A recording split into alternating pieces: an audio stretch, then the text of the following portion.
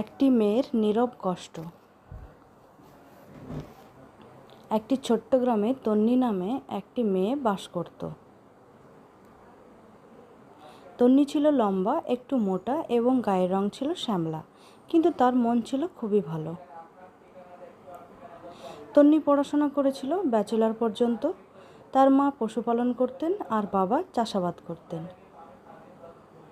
তবুও বাবা মায়ের মনে একটাই দুশ্চিন্তা ছিল, তন্নির এখনো বিয়ে হয়নি।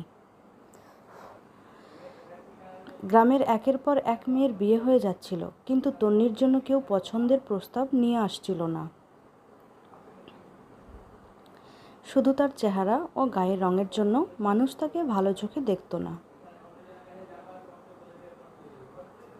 এমনকি কিছু আত্মীয় ভাবত তন্নি তাদের বাড়িতে এলে নাকি তাদের ছেলে মেয়ের বিয়ে হবে না। কিন্তু তন্নিরও তো একটি হৃদয় ছিল, তারও ছিল ভালোবাসা পাওয়ার অধিকার।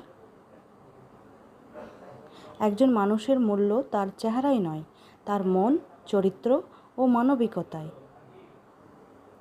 তন্নির জীবনে পরের অধ্যায় জানতে ভিডিওটি লাইক ও সাবস্ক্রাইব করুন। চলবে তো তন্নির পরের অধ্যায়?